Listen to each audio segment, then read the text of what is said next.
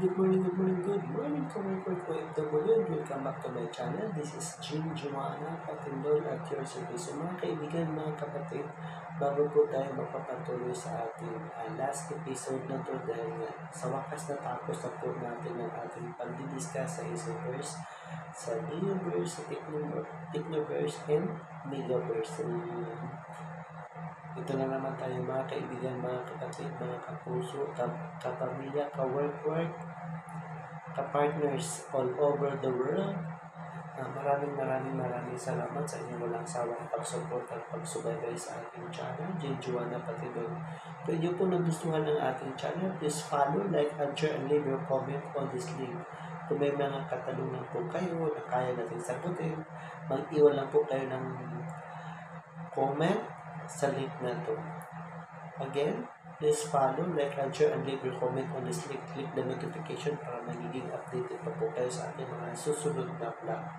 So ito na nga, sa wakas natapos na rin po natin ang sinasabi natin discussion, yung ating pagre-research regarding sa Technoverse regarding all the figures that we are discussing. So this time, papaliwanag po natin na hindi po siya basta-basta may babalik hanggat hindi po natin siya tatrabahuin, hahatawin, sipagan at galingan. So dahil po sa ganitong sistemang kalakaran, sa ganitong sistemang platform, kailangan po natin siyang sipagan, galingan dahil ang ganitong sistema is nakaset up na po, naka-ready na po siya lahat, nakalatag na po. Ang gagawin na lang natin is i-copy-paste at saka sundin ang mga payo ng ating mga mentors, sundin ang mga pinapagawa ng ating mga coaches.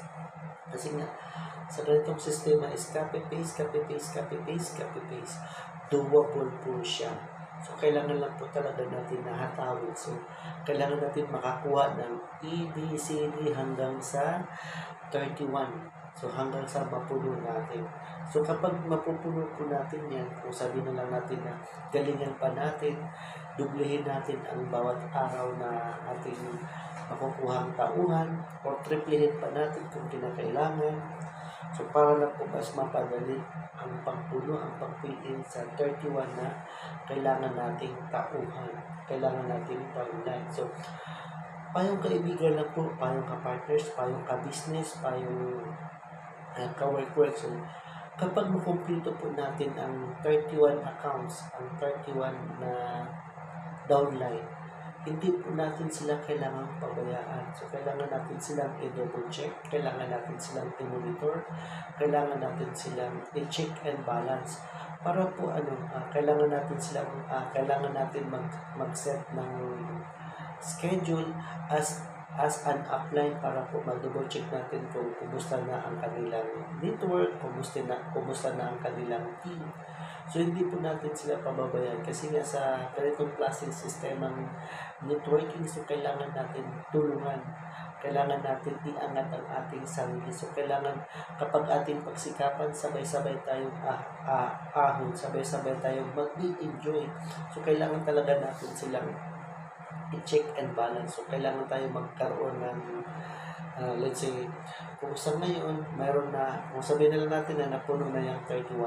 So, ibig sabihin ako yung, uulitin ko, ako yung number 1. So, mayroon na tayong number 2 at saka number 3. So, ibig sabihin po, yung ating number 1, number 2, magkakaroon na rin po siya ng, kung anong mayroon tayong 31, magkakaroon din po siya dapat ng 31. So, magkakaroon din po siya ng A and B ulit. So, hanggang sa makumpleto din ang kanyang 31. So, i-double check natin kung kamusta na siya, ano na nangyari sa team niya, ano nangyari sa grupo niya. So, ganun din doon sa number 3. So, kailangan natin i-double check, kailangan natin mag-follow up. So, kailangan natin bisitahin. Hindi ibig sabihin na porkit naabot na natin, porkit nakuha na natin, basta na lang natin silang pabayaan.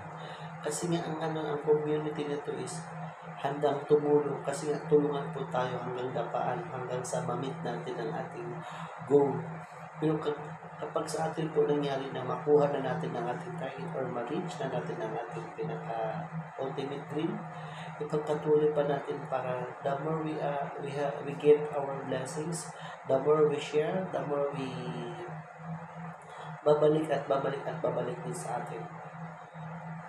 So ayan mga kaibigan, mga kapatid ko, inyong nasusundan, sana nagustuhan ninyo ating pag-share ng ating pag-discuss ng ganitong klaseng sistemang online platform. So ulit-ulit po tayo, marketing plan, marketing strategy, direct referral bonus, matching type. So iilan lamang po yan sa ating mga pinag-discuss. O ulitin ko, disclaimer lamang po.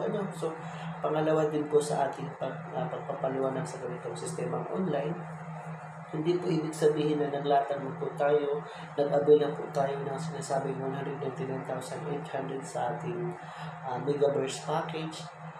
Automatic na natin po makukuha ang ROI. Hindi po. So, ibig sabihin po, kailangan din po natin hatawin. Although, mas madali na lang po dahil nga naka-set up na siya, naka-ready na siya. So, marami na pong taong magtatanong how, paano gagawin, paano mag-join, paano makapag-avail. So, ibig sabihin, ang tao na po ang lalapit. So, konting lang po sa atin, konting share, konting boosting sa Facebook, talagang mayroon at mayroong susunod sa ating mga yapak, sa ating mga downline. Kasi po, we and ourselves we consider as an upline. So, uulitin po, kahit upline po tayo, hindi po natin pabayaan ang ating mga downlines. Kailangan pa rin natin silang i-check and i-monitor.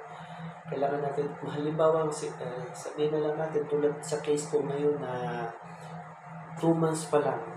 So, yung upline ko, hindi ko na inantay na i-check niya ako.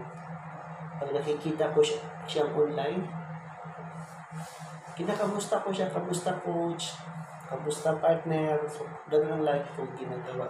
Kasi nga inunahan natin kasi nga, malay mo medyo masyadong busy kasi nga, di ba, may mga tutorials, may mga modules na ginagawa para po sa pag-i-improve ng ating kaalaman sa ganitong klaseng business. Kung ano po ang nalalaman niya ng ating upline, ng ating mga mentors, ng ating mga coaches, ipapasa po nila sa atin kasi nga ipo-forward po at saka i-share. So nawa inyong nagustuhan niyo ulit, mga kapamilya, kapuso, kapartners, ka-workers, or over the world. Sana po inyong nagustuhan itong ating pag-share sa ganitong klaseng negosyo. Kasi pinapaliwanag na po natin na sa takbo ng buhay, dalawa lamang po ang